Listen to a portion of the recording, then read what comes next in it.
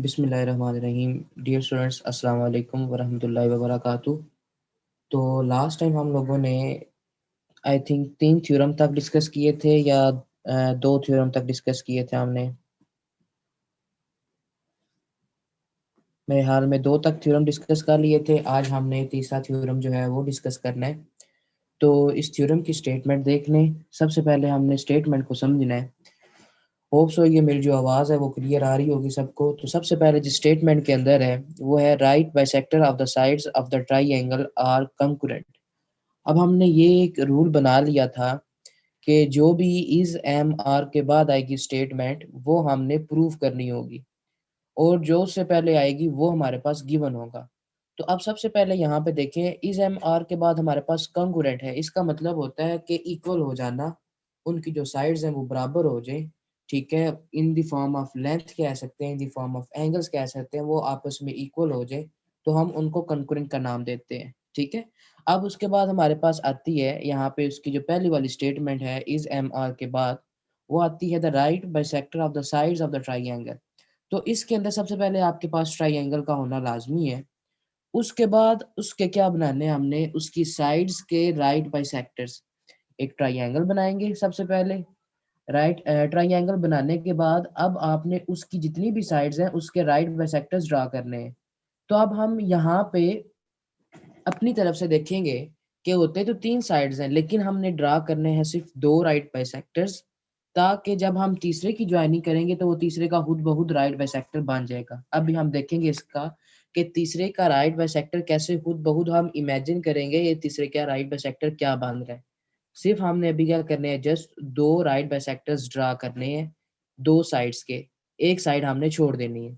अब हम triangle draw करते हैं। गिवन हमारे पास ट्राइएंगल दी हुई है और प्रूफ क्या करना था, जो उनके राइट बाइसेक्टर्स थे साइड्स के, मतलब ए बी का राइट बाइसेक्टर, बी सी का राइट बाइसेक्टर और ए सी का राइट बाइसेक्टर, ये तीनों राइट बाइसेक्टर्स क्या है, आपस में कंकरेंट है, वो एक ही पॉइंट पे मीट कर रहे हो। ठीक है, आप उनको कंकरेंट का नाम देते हैं। अब हम यहाँ पे देखते हैं कि क्या ये जितने भी राइट बाइसेक्टर्स हैं क्या वो कंकरेंट हैं या फिर नहीं है। तो सबसे पहले हम अपने वो स्टेप देखेंगे, डायग्राम ड्रा कर दी।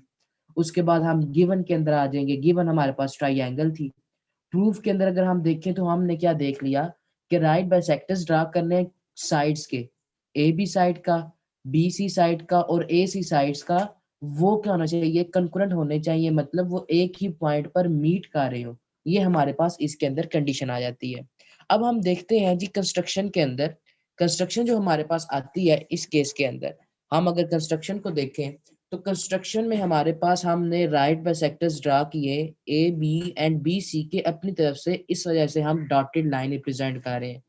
सिर्फ हमने 2 साइड के राइट बाइसेक्टर ड्रा किए, लेकिन प्रूव हमने तीनों के कर रहे हैं, तीनों साइड के राइट बाइसेक्टर एक ही पॉइंट पर मीट करें।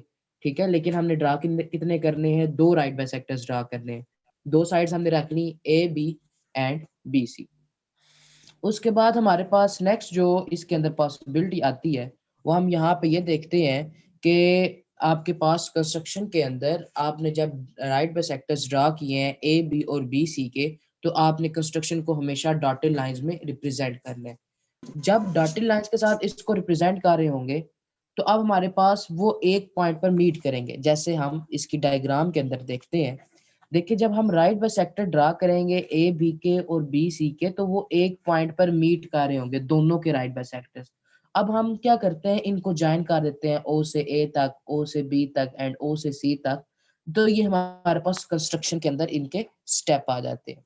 अब उसके बाद हम आ जाते हैं प्रूफ की तरफ कि हमारे पास वो प्रूफ हमने देना है जिसमें हम ये बता पाए कि जो राइट बाइसेक्टर्स हैं क्या वो आपस में, उनके जो साइड्स के राइट बाइसेक्टर्स हैं क्या वो एक पॉइंट पर मीट कर रहे हैं, क्या वो कंकरेंट है या फिर नहीं है।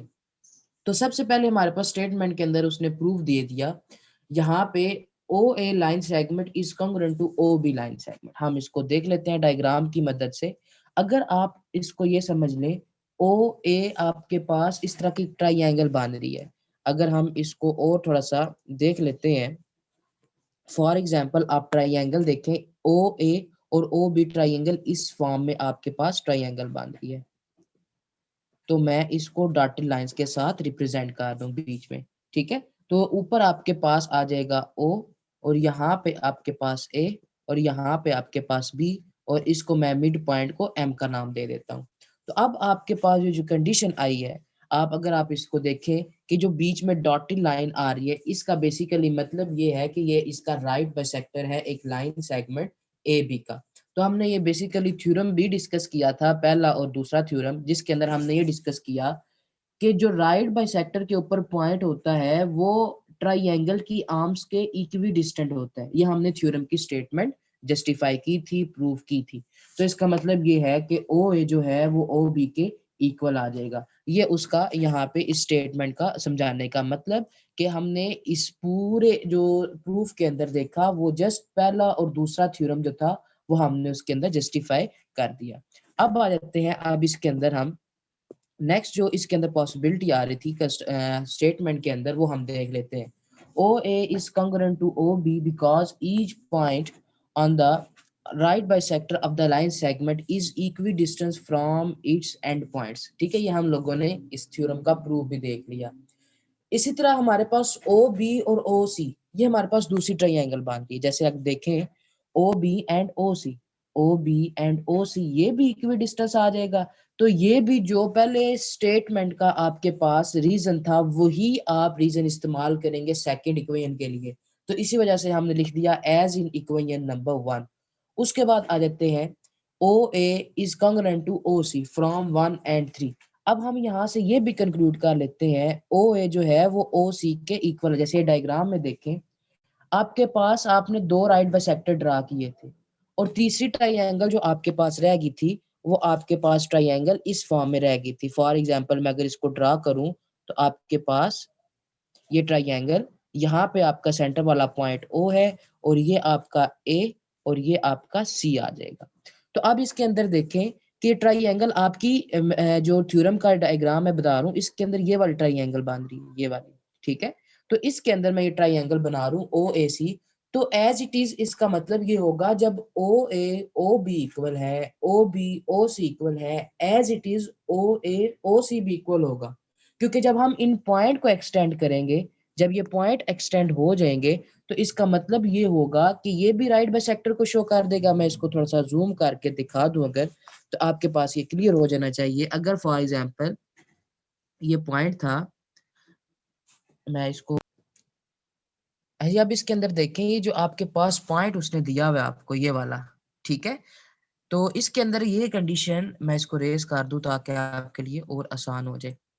अच्छा जी, अब इसके अंदर जो ये आपको नजर आ रही है ये वाला पॉइंट, ठीक है, जहां पे मैं कर्सर अब मूव करवा, अगर हम इसको थोड़ा सा एक्सटेंड करें मजीद, तो ये ए सी का भी राइट बाइसेक्टर बन जाएगा। तो इसी वजह से हम ये कहते हैं ओ ए और ओ सी भी आपस में क्या होंगे, कंग्रुएंट हो जाएंगे। कंग्रुएंट होने का मतलब वो आपस में इक्वल आ जाएंगे, और कंकरेंट होने का मतलब ये हम लेते हैं कि वो एक ही पॉइंट पर क्या कर रहे हैं, मीट कर रहे हैं, सारे एक ही पॉइंट पर सारे इकट्ठे हो रहे हैं, हम उसको कंकरेंट का नाम देते हैं। तो अब ये आपके पास तीनों साइड जो है वो आपस में इक्वल है, और तीनों के जो रीजन है वो यही जो आपने थ्योरम नंबर 1 के अंदर अप्लाई किए थे। पॉइंट ओ जो हमारे पास आ रहा है, इसका मतलब है राइट बाइसेक्टर बन रहा होगा सी ए के ऊपर या ए सी लाइन सेगमेंट के ऊपर। ठीक है, ये हमने अपनी तरफ से ये प्रिडिक्ट कर लिया कि जब हम इस पॉइंट को आगे एक्सटेंड करेंगे, जैसे ट्राइंगल की मैंने बात की थी, ट्राइंगल को जब हम एक्सटेंड करेंगे तो वो तो फिर हमें ऐसे भी महसूस होगा ओ जो है वो राइट बाइसेक्टर बन रहा होगा सी ए का। But point O is on the right bisector of A B and B C. अब ये देखें, इसके अंदर मैं डायग्राम दोबारा लेके आता हूँ। अब इसके अंदर आप देख रहे हैं कि जो आपके पास डायग्राम है, ये जो ओ पॉइंट है ये उसने कहा कि ए सी का राइट बाइसेक्टर है, लेकिन ये सिर्फ ए सी का राइट बाइसेक्टर नहीं है, it is the right bisector of A B line segment and also B C line segment.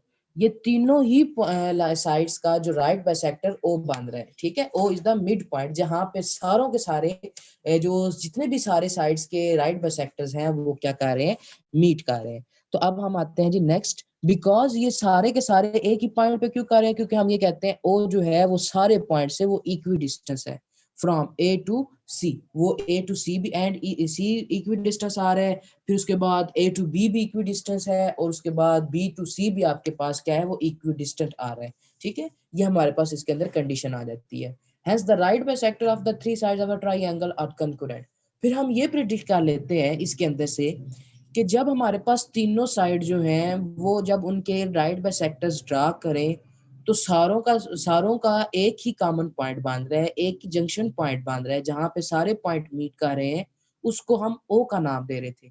It means that कि हमारे पास जितने भी राइट बाइसेक्टर्स आएंगे ट्राइंगल की तीनों साइड के, वो कंकरेंट होंगे, मतलब एक ही पॉइंट पर मीट करेंगे, जिसको हमने ओ का नाम दिया था। तो यहाँ तक ही आप लोगों का बच्चों थ्योरम था। तो अब इसके अंदर अगर किसी को कोई प्रॉब्लम हो तो वो मुझसे शेयर कर